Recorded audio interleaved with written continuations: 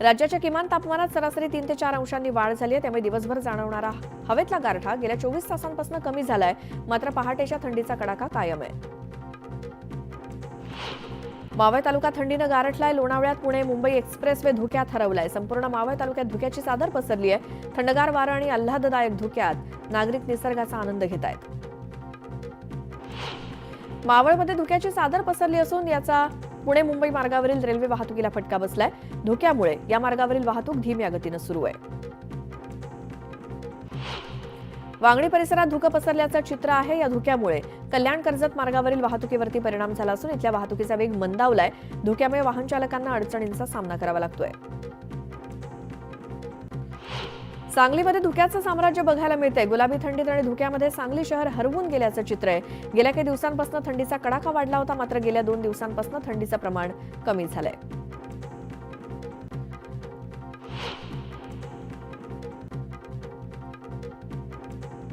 कोणाची तिन्ही नेत्यांनी बसून काल सगळं ठरवलेलं आहे. कदाचित आज डिक्लेरेशन होईल असं आम्हाला वाटतंय. आत्ताच आम्ही मुख्यमंत्र्यांकडनं चहा पाणी नाश्ता करून आलेलो आहोत. त्याच्यामुळे आज होईल असं आम्हाला दिसतंय. आज नक्कीच होणार आहे का? कारण की मुख्यमंत्री देवेंद्र फडणवीस यांनी असं म्हटलं होतं की शेवटच्या दिवशी आम्ही पालकमंत्री या विषयावरती संवाद साधू, चर्चा करू. त्यामुळे नेमकं काय काय अडलं? शेवटी ते मुख्यमंत्री आहेत, ते ठरवतील. आणि आमचे दोन्ही पक्ष 2 नेते असे 3 जण जे ठरवतील ते आम्हाला मान्य आहे.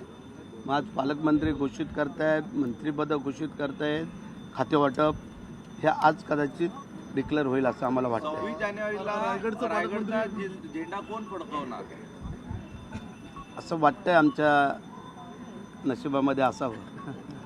तर रायगड पालकमंत्री पदावर याआधी देखील तुम्ही आक्रमक होतात. रस्सीखेच मोठ्या प्रमाणात आहे. कारण स्वतः राष्ट्रवादीच्या प्रदेशाध्यक्षांच्या मुलगी त्या ठिकाणावर मंत्री आहेत आणि त्यांनी पालकमंत्री देखील होते. त्यांचा दावा सांगतायत. गेल्या काळात तुम्ही देखील एक मोर्चेबांधणी केली होती त्यांच्या विरोधातच पालकमंत्री पदासाठी, जरी तुम्ही एकत्र होतात तर. आता काय रायगडचं आत्ता त्यावेळेला तर मी स्वतः मंत्री नव्हतो. आता मी मंत्री आहे. आणि आज जर पाहायला गेलं तर भारतीय जनता पार्टी आम्ही महायुतीतच आहोत त्यांना धरून. परंतु आम्हाला मिळावं हे आमची इच्छा आहे आणि मिळेल. परिवार मंत्री असतील का भरत गोगावले? ते आत्ताच नाही सांगत, जरा दुपारनंतर. चलो. भरत गोगावले यांची प्रतिक्रिया आपण जाणून घेतली. तर मंत्रीपद तर त्यांना मिळालेलं आहे. मात्र रायगडच्या पालकमंत्री पदासंदर्भात भरत गोगावले यांना विचारलं असता तो निर्णय आता घेतला जाईल. मात्र आता मी मंत्री आहे, बघू. आणि हे थेट दृश्य आपण बघतोय. नागपुरातली भरत गोगावले यांची प्रतिक्रिया आपण जाणून घेतली. आणि यानंतर पुन्हा एकदा बघूयात 25:50 बातम्या.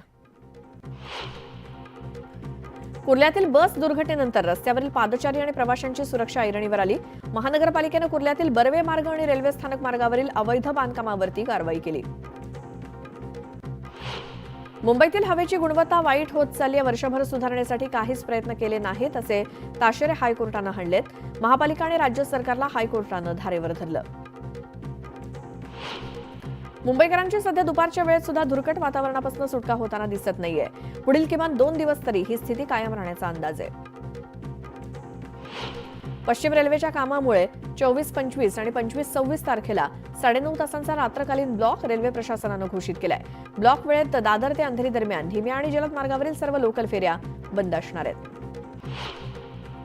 1 मजली झोपड्यांच्या वरच्या मजल्यासाठी सुद्धा आता घर मिळणार असून त्यासाठी विशेष धोरण तयार करण्यात आलंय. वरच्या मजल्यावरील झोपडीधारकांना 25 वर्षांसाठी धारावी बाहेर भाडे करारावरती घरं देण्यात येणार आहेत. मध्य रेल्वेची अभियांत्रिकी आणि देखभालीची कामं पूर्ण करण्यासाठी रविवारी मेगा ब्लॉक घेण्यात येणार आहे. तर पश्चिम रेल्वेवर शनिवारी रात्रकालीन ब्लॉक घेण्यात येणार आहे. ब्लॉक कालावधीत अप आणि डाऊन दिशेच्या काही लोकल रद्द करण्यात येणार आहेत. रविवारी पश्चिम रेल्वेवर दिवसकालीन ब्लॉक असणार आहे. मध्य रेल्वे मार्गावरती 21 डिसेंबर आणि 22 डिसेंबरला सीएसएमटी ते कल्याण आणि कल्याण कर्जत या मार्गावरती गर्डर टाकण्याचं काम करण्यासाठी ब्लॉक घेण्यात येणार असल्याची माहिती रेल्वे प्रशासनाकडून देण्यात आली आहे. त्यामुळे अप आणि डाऊन धीम्या आणि जलद मार्गावरती 5व्या आणि 6व्या मार्गावरती काम केलं जाईल. पुणे रिंग रोड लगत प्रस्तावित 2 ग्रोथ सेंटरमधील 117 गावांचा नकाशा महाराष्ट्र राज्य रस्ते विकास महामंडळानं जाहीर केलाय. याबाबत काही हरकती अथवा सूचना असल्यास त्या दाखल करण्यासाठी पुढील 60 दिवसांची मुदत MSRDCनं दिली आहे. 20 वर्षांपेक्षा जास्त आयुर्मान झालेल्या काळ्या पिवळ्या जीप टॅक्सीची नियमानुसार नोंदणी रद्द करणं आवश्यक आहे की वाहनं जप्त करण्याची कार्यवाही परिवहन विभागामार्फत सुरू करण्यात आली आहे. असुरक्षित लैंगिक संबंधामुळे वाढणारे HIV आणि सिफिलिस यांचं संक्रमण रोखण्यासाठी राष्ट्रीय एड्स नियंत्रण संस्थेनं सर्वसामान्य व्यक्तीच्या तपासण्या करण्यावरती भर दिलाय. 3 वर्षात सिफिलिसच्या रुग्णांच्या संख्येत वाढ झाली असून या रुग्णांचा शोध घेण्यात मुंबई जिल्हा एड्स नियंत्रण संस्थेला यश आलंय. पिंपरीमध्ये नागरिकांच्या तक्रारींनंतर महापालिका प्रशासनानं रात्री 10 ते सकाळी 7 या वेळेत बांधकाम करण्यावरती बंदी घातली आहे. तसंच नवीन गृहनिर्माण प्रकल्पांसाठी वैयक्तिक पाणी मीटर बसवणं बंधनकारक करण्यात आलं असून बांधकाम व्यावसायिकांनी घराचा ताबा देताना एरेटर टॅप्स बसवणं अनिवार्य करण्यात आलंय. पुणे महानगरपालिकेच्या हद्दीमध्ये समाविष्ट झालेल्या गावांमधील 20 जागा पाण्याच्या टाक्या बांधण्यासाठी देण्याचं निश्चित करण्यात आलं. या टाक्यांची कामं पूर्ण झाल्यानंतर तिथे सुमारे 3.5 लाख लिटर पाण्याचा साठा करता येणार असून त्यामुळे जवळपासच्या भागातील पाणी पुरवठ्यातील अडचणी दूर होणार आहेत. पुणे महानगरपालिकेचा कोट्यवधी रुपयांचा मिळकत कर न भरणाऱ्यांच्या विरोधात महापालिकेनं मोहीम सुरू केली आहे. या मोहिमेत गेल्या 18 दिवसात 27 मिळकती सील केल्या आहेत. रेल्वेच्या नांदेड विभागातील रांजणी कोळी स्थानकादरम्यान तांत्रिक दुरुस्तीचं काम केलं जाणार आहे. त्यासाठी 29 डिसेंबरपर्यंत 4 तासांचा लाईन ब्लॉक घेण्यात आलाय. ब्लॉकमुळे काही रेल्वे गाड्यांवरती परिणाम झाले तर काही एक्सप्रेस अंशतः रद्द करण्यात आल्या. मुंबईतील बोट दुर्घटनेतील चौकशीसाठी नौदलानं एका समितीची स्थापना केली आहे. नौदलाच्या स्पीड बोटनं धडक दिल्यामुळे नीलकमल बोट बुडून त्यात 14 जणांचा मृत्यू झाला. एसटी महामंडळाच्या तिकिटात जानेवारी महिन्यात भाडेवाढ होणार आहे. एसटीनं राज्य सरकारला 14.13% भाडेवाढीला प्रस्ताव दिलाय. हा प्रस्ताव मान्य झाल्यास शिवनेरीच्या दरात 70 रुपयांची तर साध्या एसटीचं तिकीट 60 ते 80 रुपयांनी महागणार आहे. धारावी पुनर्विकास प्रकल्प अदानी समूहातर्फेच केला जाणार आहे. हा प्रकल्प अदानी समूहाला देण्याचा सरकारचा निर्णय मनमानी नाही असं हायकोर्टानं स्पष्ट केलंय. सराफा बाजारात सोन्या चांदीच्या दरात पुन्हा एकदा घसरण झाली आहे. सोन्याचा भाव सलग 3ऱ्या दिवशी घसरला असून प्रति 10 ग्रॅम 170 रुपयांनी घसरून 78,130 रुपयांवरती आलाय. तर चांदी 88,150 रुपये झाली आहे. बाजारात ज्वेलर्सकडनं मागणी कमी झाल्यामुळे सोन्याच्या दरात थोडीशी घसरण झाली आहे.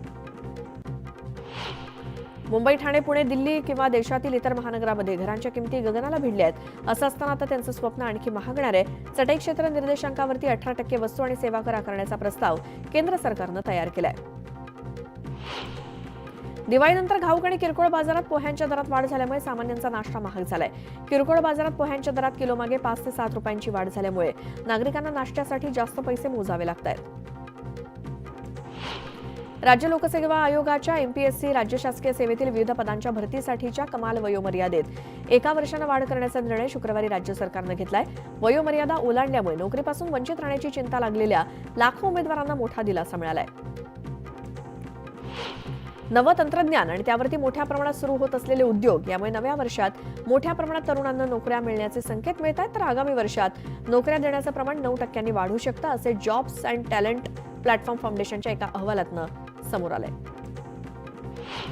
राज्यात मोफत गणवेश योजनेच्या अंमलबजावणीची जबाबदारी शाळा व्यवस्थापन समितीकडे देण्यात येणार आहे. लाभार्थी योजनेअंतर्गत शाळा समितीकडे निधी दिला जाणार असून त्यामुळे विद्यार्थ्यांना शैक्षणिक सत्र सुरू होताच योग्य मापाचे गणवेश मिळणार आहेत आणि शालेय शिक्षण विभागाच्या या निर्णयामुळे राज्यातील 45 लाख विद्यार्थ्यांना याचा लाभ होईल.